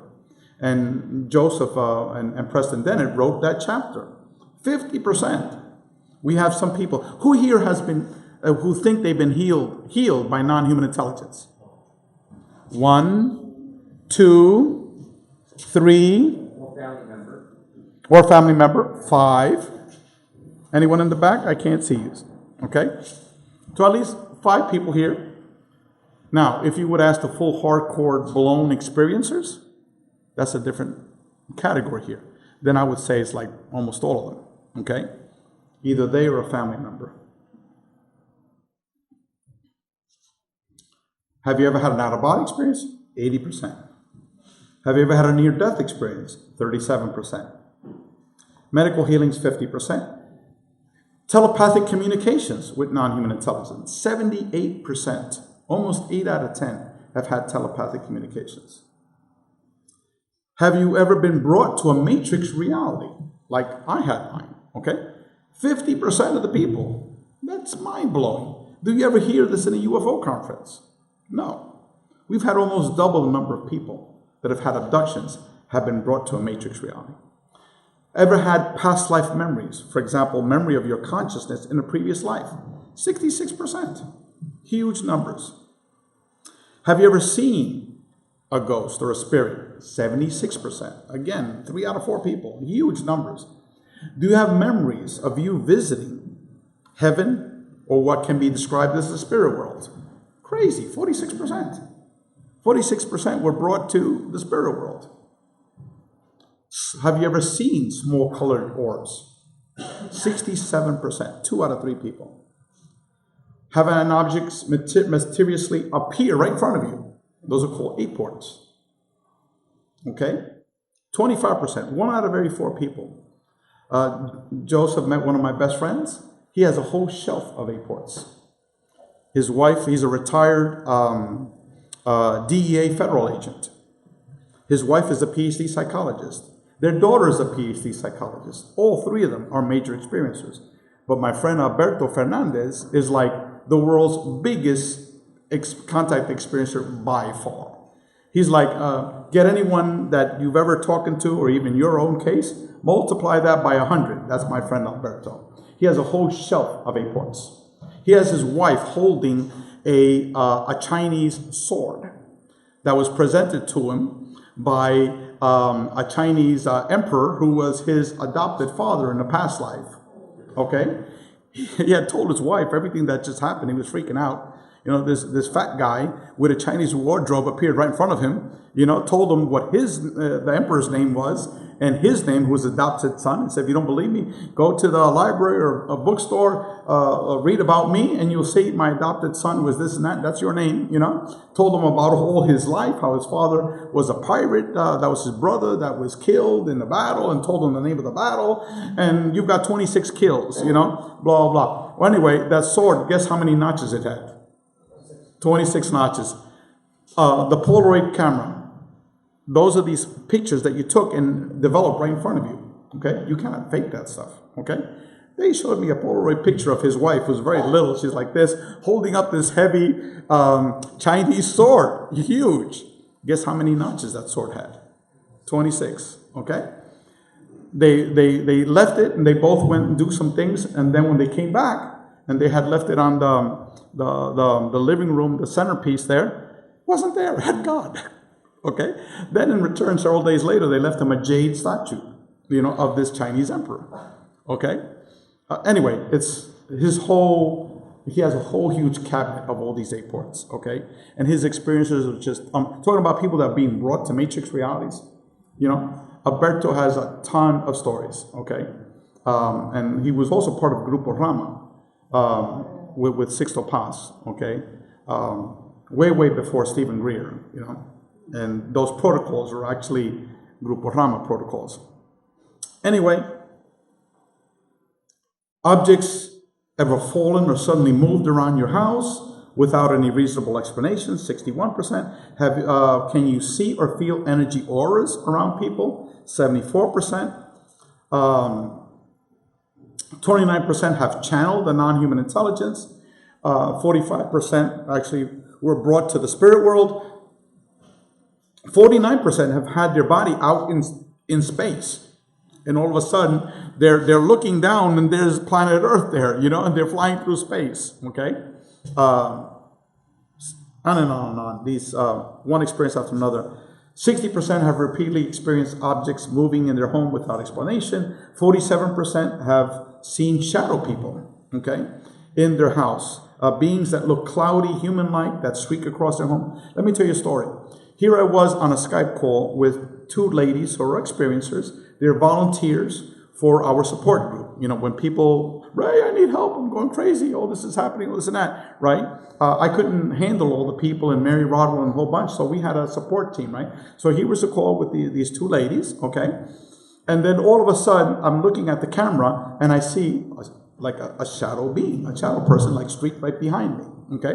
You could physically tell it was human. It was all dark, like silhouette, and it goes right through my glass door, you know?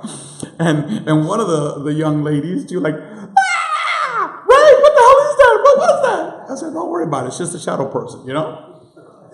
So it's happening to experiencers, okay? This one was right behind me, and we didn't record it, you know, but at least the two ladies saw it, you know? 40% have physically seen an orb. 46% have seen an orb go through an object, such as a wall. You see, you're nodding, shaking your head, okay? 82% believe that these orbs are conscious intelligence, conscious living beings. Now let's focus on one of these, medical healings, okay? Again, 50% of the people, do you believe that any of these ETs, which we define it as non-human intelligence, have performed a medical healing on either you or another member of your family? 50%. Okay? Dr. Joseph Burks right there in front of us, and Preston Dennett. He was supposed to be here today, but you had him here in November, so you know what he looks like. Both of them jointly co-wrote that chapter where we took the responses that people wrote about their medical healings, And I think we took 12 case studies, and we went into a little bit more in-depth. So if you purchase our book, you'll be able to read that. Okay? Preston Dennett wrote a book in 1996 titled UFO Healings. Okay? And it received very, very little publicity. It contained over 220 cases, documented cases of medical healings by ETs. And so the question I got for you, why did this book receive almost zero publicity, but yet these abduction fearful books such as David Jacobs is pushing out, like these hybrids are taking over the world, all of a sudden, he's appearing in every UFO conference, every radio show, coast to coast, he's on every month, And Richard Dolan just said that David Jacobs is the world's guru on the ET contact experience. He has the best knowledge of this field, A man that has only hypnotically regressed 200 people in his living room, okay? And yet Dolan says that he's the leading researcher in this field, okay? But yet Preston Dennett has the same number of people that David Jacobs has worked with, okay? And they're discussing their own healing cases, okay? It just shows you where the state of reality we are in right now in this field. It's total misinformation and disinformation and nonsense and rubbish, okay? You have to listen to what the true experiencers are telling you. In this study, are true experiencers. Now, there might have been 10, 20 people that might have been, lying or faking it. But to complete our 3 surveys would take you, at least 20 hours to do, minimum. I know you're shaking your head because you did it, okay? You were probably frustrated how long it took you to do it, okay? So even for you trying to fake us, you had to put in, 20 hours of writings. Okay? and then let's assume there's 20 people, okay? What's 20% out of 6,000 people? 20 people out of 6,000, okay? I'm not good at math, okay? Less than, what is it, what? No, not 20%. We're talking about 20 people out of 6,000, okay? Whatever it is, it's a tiny fraction, okay? Even if I give you, whatever, tiny number, okay? Even if you're trying to hoodwink us, it's still a small number, still a small sample, because we had such a huge sample, okay? No mathematicians here, huh? Okay. Is these evil, dreaded beings that are creating hybrids all over the world, and they're taking over the world, okay? If I was one of these evil, dreaded hybrid beings, you think I would want to be here on Earth, Okay, the last thing we would want. Okay? Do you know in the 20th century that humans killed more than 100 million fellow humans? Did you know that the ETs healed 50% of the thousands of people that responded to our survey? As George Carlin states, and then we wonder why a UFO won't just land and say hello. I'll take my chances with aliens.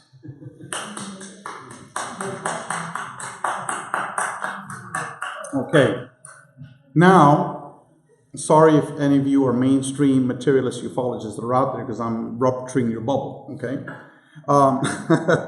Now let's talk about the information that was received by non-human intelligence. I could have a whole 3-hour lecture just on this topic, okay? But we're just hitting up the highlights here, okay? Kathy Martin, as a matter of fact, one of the leading researchers in this field, who's also a major experiencer, and she just revealed that she was a major experiencer at the conference that our organization put forth in last October at the Free Conference in Miami, Florida. She came out public. She's a full-blown major experiencer, okay? So she wrote a chapter in our book on messages, because we had hundreds and hundreds and hundreds of pages of the messages that people received from this intelligence, okay? But here I'm just going to give you a couple of them here, okay? Did you receive a message from non-human intelligence, from ETs? 80% received a message. Huge numbers. Many of you, if I asked you that question, you would raise your hand here, okay? Almost 1,800 people have physically seen a non-human intelligence, okay? 85% of these individuals have interacted with these beings more than once. More than once. 63%, so you're not so special there, LL, okay? 63% said that they had witnesses who also saw this being. Again, huge number. It's not like you're alone going crazy.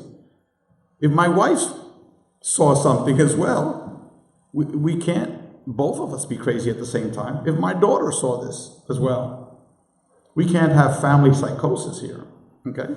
So again, 63% had a witness when they saw this being. 54% have seen non-human intelligence or ETs more than 10 times, okay? It's not just once. It's the people that have seen it once or twice, those are the most traumatized.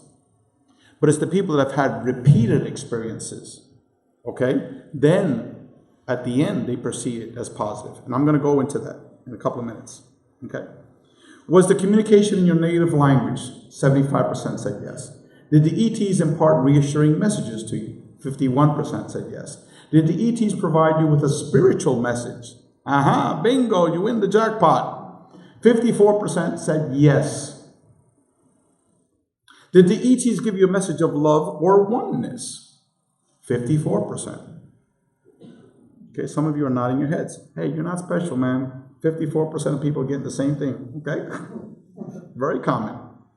Did the ETs express to you concern about humanity's behavior? We're destroying this planet. Well, 45% said yes. That these beings, this intelligence, whatever this is, hey, look, you guys got to clean up your act. Now, this is the belief of the person, their personal belief, not what the ETs told them. Do you believe that you possess information about advanced technology, physics, or other scientific information that you've never read about or learned in your normal environment? 42%. I went through my own short period of physics downloads. It's crazy, So many people, I've solved the unification theory of physics, and they come at you with 40 pages of these physics equations. Well, where did you study physics? I never studied physics.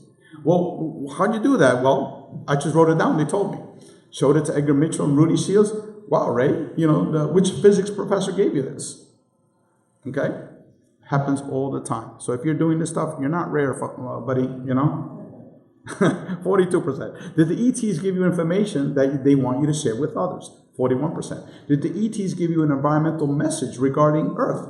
39%. Did the ETs tell you about a future natural catastrophe or a depopulation of humanity? 32%. Did the ETs give you a message about God or a creator? 31%. Did the ETs ever tell you about the concept of a parallel universe or multiverse? 31%. Did the ETs give you information about the death process, about life after death, about the spirit world? 30%. Did the ETs ever tell you about the concept of time? 30%. Was any of this ET communication concerning life after death? In other words, the spirit world? 29%. Did the ETs tell you of your mission here on Earth? 29%. You're not unique, brother. Okay, you get it now? Okay, you sure? Okay. Did the ETs provide you with any information about any science topic that was not physics related? 28%. Did the ETs tell you about where they're from? 27%. I could go on and on. You guys don't want me to go over all this stuff. These are all different questions and answers. You'll get the video of this later on. Just look at the video. Agreement. Okay. Did the ETs tell you about an agreement with them? Look at that. 26%. They're upgrading human DNA. 26%. They're upgrading us. Okay. Did the ETs tell you why they targeted you? 27%. Okay. Physical experiences. Now, when you go to these UFO conferences, that's all you're going to read about. This section right here. Physical experience and abductions. Now, we asked tons of questions on this, but I'm not going to present it to you because you've heard it a million times, okay? I'm just going to give you stuff that I think is important for you to be able to understand in these categories, okay? Very important question.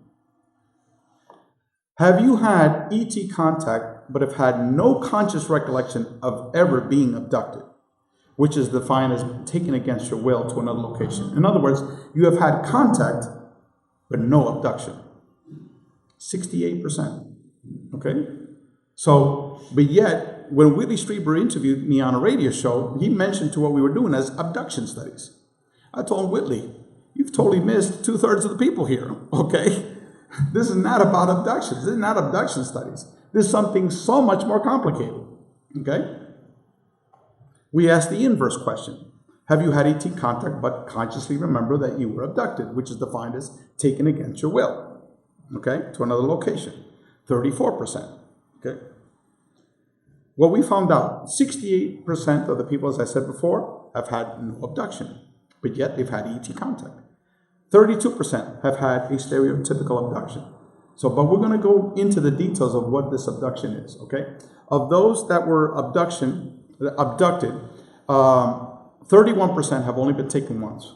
Overwhelmingly, these are the most traumatized people.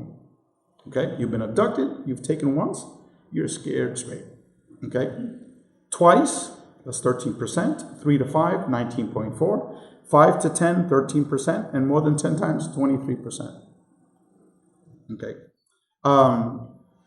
as I said before, those that were taken once or twice, those are the ones that perceive their experiences the most negative. The more abductions you have, the more you perceive these experiences as positive, okay? The overwhelming majority of people that have had more than 10 abductions, all of a sudden, they don't consider themselves abductees. They consider themselves contactees, okay? And I'll go into those details later on. Out of the 489 cases that had an abduction, 146% or 30% were MILABs. That means human military folks abducted you. Okay, we asked that question. It was 30%. So now it's confirmed now with a huge sample pool of 489 people that had abductions, 30% were MILABs. This is where humans do the abducting. Okay, now we asked that question. How would you characterize your first few and your last few ET contact experiences? Okay, so now let's look at the responses. The responses are: is a case of being a conscious contactee, an egalitarian, an equal relationship. Number 2, you are not an abductee, but a contactee, where you're being treated with respect and understanding. Number 3, it was a case of an abduction, but we're seeking permission. They sought my permission. And there was more humane, compassionate treatment. Okay, so it was an abduction, but they were very compassionate. They treat me in a very humane, compassionate way. Okay, number 4, it was a case of an abduction, but a milder kind, a slightly more caring kind. And then the last one, it was a case of abduction of the most negative kind. Now, you go to the internet, you go to these ufology conferences, that's what you're going to hear all the time. But you're asking real experiencers, guess what? In the beginning, as you can see, it was 18.3% abduction of the most negative kind. But when you ask them, what was your last few contact experiences, all of a sudden, it's only 8%. Now, these are the abductees, okay? Okay. Now, as you can see by this graphic here, 35 and 35.2, right? That's 70%, right? 70% of these individuals see themselves as full-blown contactees. Okay? Even that middle question, it was a case of an abduction, but we're seeking permission, humane, compassionate treatment, 8.7%, and the most negative kind, 8%. So, in other words, almost 80% of these individuals now call themselves contactees and not abductees. 8% state that they've had an abduction of the most negative kind. 13% said it was still abduction, but it was a milder kind, slightly more caring kind. Now, is this being presented in the internet? Is this being presented in these UFO lectures by these so-called experts? I'm expert this, I'm expert that. I've published 40 books on this, okay? And everyone is standing up, giving them standing ovations, you know? They're hybrids. They're coming over to take over the world. Well, this is what real experiencers are telling us. Instead of being force-fed in a hypnotic regression in your own living room with leading questions. This is what you're going to get. The types of beings, as I said before, the vast majority of these individuals, more than 20 times is 40%. Huge numbers. So if 40% of the people have had more than 20 of these contact experiences. 11 to 20, another 6%, 8 to 10, another 8%. So we're looking at more than 50%, 55% have had more than 8 experiences. So the overwhelming number of people that took our survey are multiple experiences. Now, as I said before, the more contact you have, the more positive it becomes. Okay. Now, this is the chart that I showed you before about the different types of beings. Okay. And that shows the statistical breakdown. As you can see, the number 1 type of being was the energy being. Number 2 was the human-looking being. Then the short grays. Then the spirit, a ghost and spirit form. Okay, now, I already showed you that about how each of the different entity, how people responded. As I said, the overwhelming number was not negative for all of these beings. Okay. This is just the same chart, how many times you've had experiences. You can see purple, that's more than 20 times. Huge numbers. Okay. Once was just green. Only 1 time, that's green. Those are the people who have had mainly negative experiences, because most of it is physical. You're scared, you're scared the daylights out of them. 3 little grays in your bedroom looking at you, you're going to have nightmares for the rest of your life if that's the only thing that happened to you. Okay. Okay, this is a bar chart that shows the more experiences you have, that's the top line, more than 20, and then on the bottom is positivity, okay, how positive it was. So outside of between 11 and 20, I don't know what happened there, but basically the more experiences you have, the more positive is your experience.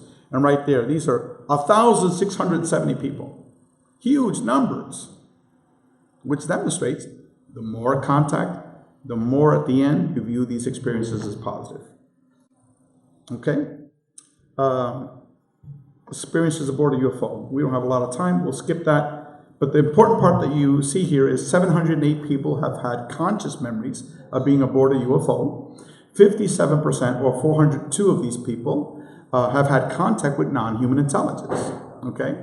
Out of those, you think most of the people perceive it as small grays. No. Okay, the number 1 type of being was the human-looking being, 48%. How many of you realize that? Very few. Okay, why? Because that question was never asked. But yet, one of these major ufologists that is always on coast to coast, invited to all these UFO conferences. No, it's these small grays are taking over the world, and they've been brought to the UFO craft, and they're doing this and they're doing that. Well, did he ever even mention once that the human looking was the number 1 type of being seen? Never. He's also publicly stated that I've never met an experiencer with a positive experience. Never. They're all negative. How many have I mentioned here? Thousands and thousands. Yes. Okay. So again, who are you going to believe? Thousands of experiencers that took our survey, or this man that publicly stated he's never met one individual with a positive experience? But yet, Richard Dolan holds him out as the world's leading expert in this phenomenon, okay? So what does that tell you about Mr. Dolan?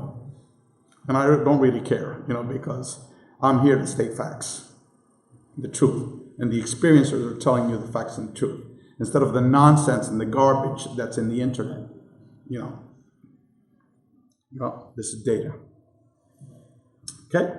Aboard a UFO craft, we'll skip all of that. Basically, 75% said that there were more than 3 entities. 48% said that the craft is actually a living being. The craft was alive.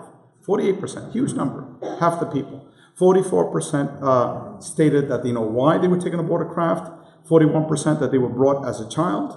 30%, almost 1 out of 3 people were allowed to roam around the craft unsupervised. Okay, et cetera, et cetera, et cetera. Very important. Contact and relocation to a matrix reality, to another dimension. Again, these UFO conferences don't talk about this. Okay? These are the actual numbers. 749 people that answered a phase 2 survey have had contact in a matrix reality, which is a multidimensional reality. Only 402 have had contact aboard a UFO craft. But yet, you don't hear about contact in a matrix reality. Or you hear about the UFO craft. They're doing all these experiments on people and this and that. Okay, well, these are the numbers. Abduction type of cases, 489 people. Okay? Very huge gap difference between the people that were brought to via an abduction to another location versus people that were brought to a matrix reality. 749, big major difference. But yet, all you hear about is the UFO craft and the abductions. Okay? Not all contact with UFO non-human intelligence is an abduction, as I said before. Only 1/3 results in abduction. Thus, the vast majority of all of these previous small studies that are focused only on abductions, they've totally missed the picture. 749 people were taken to an OBE-like matrix reality with no boundaries. Boundaries like you're in the middle of outer space in a matrix reality. 402 were brought to a craft, a perceived craft. 484 people have had contact with non-human intelligence in a matrix reality. Out of those, the vast majority, 45%, were human-looking beings. 36% were spirit-looking beings. 38% were other types. And then even the short grays appeared there, okay? 1 out of every 5 people had contact with a short gray in a matrix reality, okay? 15.1% were the tall grays, okay? 75% stated that their senses were more vivid than usual. 56% said that their senses were sped up. 49% stated that time stopped or slowed down. Sounds familiar? Okay, that's my case. Okay? But again, I'm not the only one. I'm not special here. Half the people that had these experiences said the same thing. 38% that they suddenly seem to understand everything about the universe. And in almost all these cases, all of a sudden it gets taken away, gets wiped out. Edgar Mitchell had that. People don't know that. He was in outer space coming back from the moon. All of a sudden, he knew everything about reality. He knew everything. Then it was taken away. Samadhi experience is called. Okay? 66% said the consciousness was separated from the bodies. Right here, as my case. 2 out of the 3 people. So Rey Hernandez, you're not special. Etc., etc. So let me keep on skipping some of these things here. Spirituality, the spirit world, very, very important. 97% believe that non-human intelligence can travel to other dimensions. 91% believe that there is a grand plan in motion. Okay? 89% believe that there's a connection between non-human intelligence and the paranormal. Duh. Okay? But yet, mainstream ufology does not accept this. Okay? 82.5% believe that there is a connection between non-human intelligence and the spirit world. Overwhelming numbers. 82% believe that non-human intelligence can travel to the past and the future. 75% said that there's a connection between non-human intelligence and reincarnation. 45% believe that there is an agreement. In my case, 38%, my wife's case, 38% they believe that non-human intelligence are modern angels. Okay? 30% agreed to be taken aboard the craft. On and on and on. 31% were given a message about God. 30% were given a message about the spirit world, etc., etc. I met someone here that's a Reiki healer here. 25% were shown how to do energy work. Okay? 1 out of every 4. Okay. Now, commonalities between near-death experiences and UFO contact experiences. Okay? Number 1, the manipulation of space-time. I'm not going to go into these details, so if you're somewhat familiar with the near-death experience phenomenon, you can clearly see that. Number 2, they're transported to a matrix reality. Number 3, OBEs are common to both types of experiences. Communication takes place telepathically. In a near-death experience, you don't have a being that's talking to you, hey, Joe, welcome, come inside, Or like in ET contact experiences, all of a sudden a being, whatever that being is flapping his gums, No, everything is mind to mind in both of these experiences. Just think about that for a second, okay? 3 of the 4 major types of non-human intelligence beings that are seen in UFO contact are also seen in NDEs. Number 1, the human-looking being, the energy being, the ghosts and spirits. Occasionally, you'll see a little small gray in an NDE experience. I've met several people that have had that, okay? But it's overwhelmingly 3 out of the top 4 with the ET contact experience. Again, think about that, okay? People are given information about the future and their past, okay? In terms of the future, look, you're going to be destroying your planet. And they're seeing visions of the future in holographically in front of them, like in a TV screen, okay? Well, in an NDE, what do they give you? They give you a life review. They're showing your whole past, okay? Again, in a holographic vision. Look at the commonalities here, people, okay? Commonalities. Both groups have had thousands of medical healing cases, okay? In NDEs, the most famous one is Anita Marjani, which I won't go into details, but there are literally hundreds of cases of people that have had NDEs that have been healed. Okay, in Alina Morjani's case, she had full-blown stage 4 cancer all throughout her body. She went to heaven, had an encounter with this being she associated as God. Okay, this being said, look, when you come back, you're healed. You're totally healed. You've got no more cancer. So when she woke up, the doctors thought that she was still going to die, that she's still dead. She told, look, don't give me any more treatments. I'm healed. And they said, we're not going to give you any more treatments because you're going to die in a couple hours. Okay. Well, guess what? 2 days later, the woman woke up, was starting to walk around, and within 2 weeks, I think she was totally healed of all of her cancer. They couldn't find any cancer in her body. Okay, this is not one case. Literally hundreds and hundreds of these cases in the NDE phenomenon. What did we show in our book? 50% of the people have been medically healed. Again, people wake up, smell the roses, look at the commonalities. Both groups, when they return, they become medical healers. Energy healers, Reiki healers. If I had $1 for every contactee that I know that's an energy healer or a Reiki healer, okay? I would have enough money to go in the fanciest restaurant here in LA, okay? $1 just for all the Reiki healers and energy healers of people that have had ET contact experience. Well, guess what? For the NDE experiencers, the same thing. Many return with precognition abilities, electrical malfunctions of equipment, both groups. Okay? Many are doing channeling, telepathic communications. Okay? Many were given information about God, reincarnation, the spirit world, and mission on earth. Numerous hundreds of other commonalities. Again, wake up and smell the roses. Right here is proof of the commonalities of these 2 experiences. Okay? Our book, which is in the back, is titled Beyond UFOs. Because this phenomenon is way beyond UFOs, okay? The science of consciousness and contact with non-human intelligence.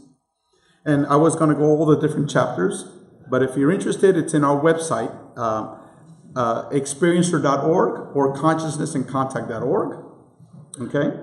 Our future research project, we got 2 research projects. One is we're doing a documentary titled Beyond Materialism, okay? And we're also doing a second volume book, multi-volume book. It's going to have 30 authors. It's going to be a theoretical piece, okay? And the title of both is Beyond Materialism, okay? And let me just skip to the end. This is Dr. John Mack. And I'm going to skip Edgar. Sorry, Edgar. Alan Hynek, a quote from him, the father of modern ufology. He says, I hold it entirely possible that a technology exists which encompasses both the physical and the psychic, the material and the mental. The UFO phenomenon is so strange and foreign to our daily terrestrial mode of thought. That's from Alan Hynek, okay? Dr. John Alexander, okay, wrote his PhD dissertation on near-death experiences, president of the International Association for Near-Death Studies. He's visited with shamans all over the world. Major remote viewer researcher. He knows all the major remote viewers. He learned how to do OBEs at the Monroe Institute. Member of the board of the Parapsychological Association of the Society for Scientific Exploration. He also wrote a chapter in a book stating that all of the contact modalities are all unified, that we need to study them as one phenomenon instead of separate phenomena. And I had a little language of a video of him saying that, but we're going to cut to move along. We're going to skip. Whoops. Jacques Vallée, Dr. Jacques Vallée, okay, the world's leading ufologist, living ufologist. My personal contention is that the phenomenon is a result of an intelligence that is technologically directed by an intelligence, and that this intelligence is capable of manipulating space and time in ways that we don't understand. The essential conclusion I'm tending is that the origin of the phenomenon of the intelligence is not necessarily extraterrestrial. I think we are dealing with something that is both technological and psychic and seems to be able to manipulate other dimensions. This is neither wishful thinking nor personal speculation on my part. It's a conclusion that comes from interviewing critical witnesses. Again, we're talking hundreds and hundreds of witnesses, and then listening to what they have to say.